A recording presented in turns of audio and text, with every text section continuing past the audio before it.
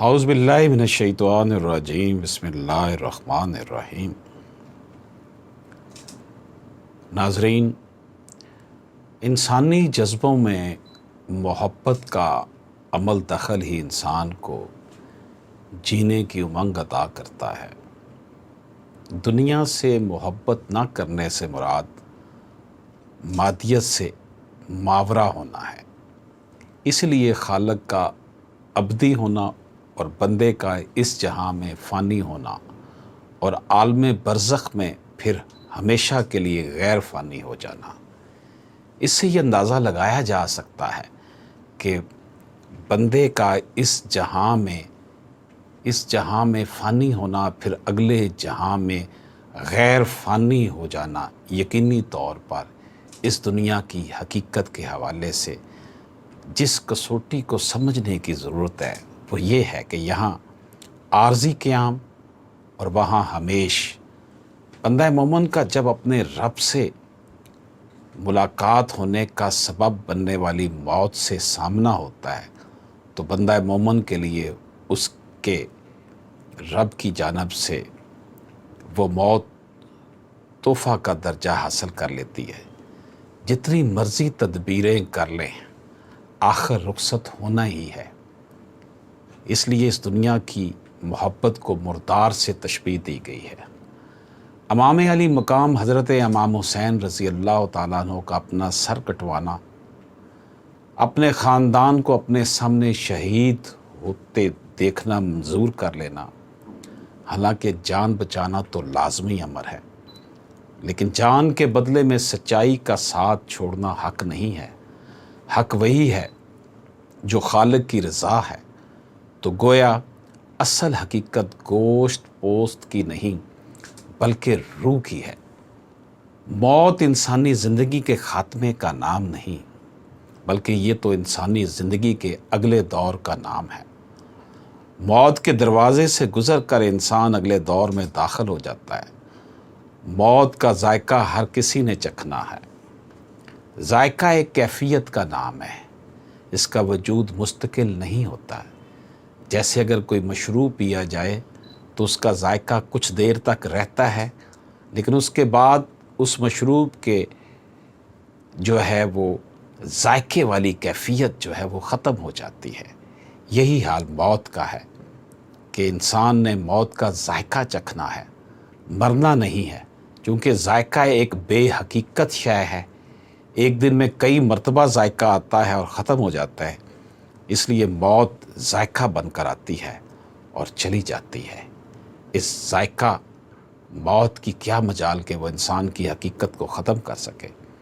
حضرت عمر رضی اللہ تعالیٰ عنہ کا فرمان علی شان ہے کہ لوگو، تم جب ایک مرتبہ پیدا ہو گئے تو پھر مستقل پیدا ہو گئے، اب منتقل ہوتے رہو گے۔ پیدائش انسانی زندگی کا آغاز ہے۔ بچہ ماں کے پیٹ میں بھی زندہ ہوتا ہے، کھاتا پیتا ہے۔ پیدائش کا مطلب ہی یہ ہے کہ پیدائش سے پہلے بھی زندگی میں تھا۔ ماں کے پیٹ سے دنیا میں آتا ہے۔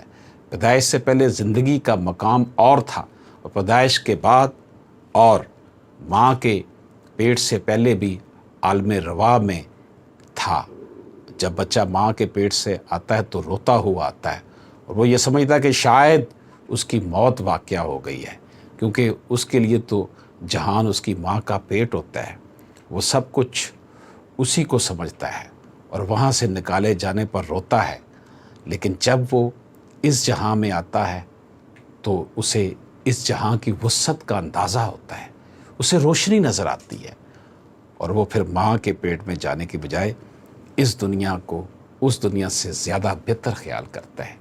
اسی طرح جب انسان اس دنیا کو چھوڑ کر عالم برزخ میں جاتا ہے تو اسے یہ دنیا بھی ماں کے پیٹ کی طرح چھوٹی لگتی ہے اور وہ واپس اس دنیا میں نہیں آنا چاہتا۔ جب جنت کے نظارے کرتا ہے تو وہ کہتا ہے کہ دنیا تو ایک قید خانہ تھی۔ وہ اپنے وطن کو جا رہا ہوتا ہے، پھر پردیس میں آنے کو اس کا جی نہیں چاہتا۔ ساری راحتیں موت پر قربان ہو جاتی ہیں، کیونکہ رب پاک سے جو ملنا ہوتا ہے۔ نبی پاک صلی اللہ علیہ وآلہ وسلم کا فرمان علی شان ہے کہ مرد مومن کی موت کا جب وقت آتا ہے تو مومن کی روح ملائکہ کے جلوس کے ساتھ جاتی ہے۔ ملک الموت کی قیادت میں 500 فرشتوں کا وفد جلوس لے کر مومن کے پاس آتا ہے۔ ملک الموت مرد مومن کو سلام کرتا ہے اور کہتا ہے کہ اللہ پاک نے آپ پر سلام بھیجا ہے۔ روح قبض کر کے قبر میں نہیں لائی جاتی، ایک ایک آسمان کا دروازہ کھلتا چلا جاتا ہے اور ملائکہ اللہ پاک کے حضور روح کو پیش کرتے ہیں۔ تمام ملائکہ اللہ کو سجدہ کرتے ہیں اور پھر تمام ملائکہ اللہ کے ایک نیک بندے کو اپنے جھرمٹ میں اللہ کے حضور سجدہ ریز کرواتے ہیں۔ حدیث پاک کے الفاظ ہیں کہ اللہ پاک حضرت میکائیل کو کہتے ہیں کہ روح کو واپس اس جسم میں رکھ دو، روح کو واپس اس جسم میں رکھ دو جہاں سے نکال کر لائے ہو۔ روح جسم سے جدا ہونے کے بعد اللہ کے حضور سجدہ ریز ہونے کے بعد اس کے جسم کو قبر میں رکھا جاتا ہے۔ حدیث کے مطابق لوگ بندے کے جسم کو دفن کر رہے ہوتے ہیں اور فرشتے روح کو اس بندے کے جسم میں داخل کر دیتے ہیں۔ حضرت حسن بن صالح رضی اللہ تعالیٰ عنہ کا بیان ہے کہ میرے بھائی علی بن صالح کی وفات جس رات کو ہوئی، اسی رات انہوں نے مجھ سے کہا بھائی مجھے پانی پلاؤ۔ میں اس وقت نماز پڑھ رہا تھا، نماز سے فارغ ہو کر میں نے پانی پیش کیا، مگر اس نے کہا میں پانی پی چکا ہوں۔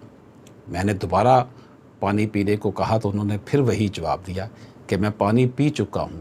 میں نے حیرت سے پوچھا میرے اور آپ کے علاوہ کوئی تیسرا آدمی نہیں، پھر آپ کو پانی کس نے پلایا؟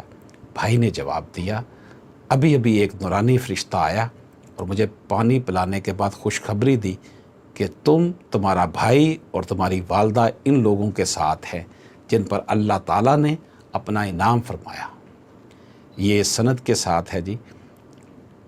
روایت ہے کہ حضرت معاذ بن جبل رضی اللہ تعالیٰ عنہ کا لڑکا طاعون امو کے اس مقام پر فوت ہو گیا۔ اس کی وفات پر حضرت معاذ نے رضی اللہ تعالیٰ نے صبر شکر سے کام لیا، اور پھر جب حضرت معاذ رضی اللہ عنہ کو ایک لڑائی میں کافروں کا نیزہ لگا اور وفات کا وقت قریب آیا تو آپ کے منہ سے یہ جملہ نکلا کہ دوست اپنی ضرورت سے آیا، وہ شخص کبھی کامیاب نہ ہوگا جو دوست کی حاجت پوری کرنے میں ندامت اور معذرت کرے۔ حضرت عبد الرحمن رضی اللہ تعالیٰ عنہ کا بیان ہے کہ میں نے یہ عجیب جملہ سن کر حضرت معاذ رضی اللہ تعالیٰ عنہ سے دریافت کیا کہ کیا آپ کو کچھ نظر آ رہا ہے؟ آپ رضی اللہ تعالیٰ عنہ نے فرمایا جی ہاں، میں نے اپنے بیٹے کی وفات پر جس صبر سے کام لیا تھا اس کی اللہ تعالیٰ کی طرف سے عزت افزائی ہوئی ہے۔ میرے پاس اس وقت میرا بیٹا آیا اور اس نے خوشخبری دی کہ رسول پاک صلی اللہ علیہ وآلہ وسلم اپنے ساتھ مقرب فرشتوں، شہداء اور صالحین کے ساتھ حضرت معاذ کی روح پر نماز پڑھیں گے اور پھر جنت میں لے جائیں گے۔ حضرت معاذ رضی اللہ تعالیٰ عنہ یہاں تک گفتگو کر کے بے ہوش ہو گئے۔ ہم نے دیکھا کہ وہ بے ہوشی کے عالم میں کسی سے مصافحہ کرنے کو کہہ رہے ہیں، مرحبا مرحبا اتنا کہہ کر وہ دنیا سے رخصت ہو گئے۔ دوستو، آج ہم نے آپ کی خدمت میں مومن کی جو موت جب آتی ہے اور اس کی روح کی کیفیت اور اس کے سفر کے حوالے سے بات کی۔ اجازت دیجیے، اللہ حافظ۔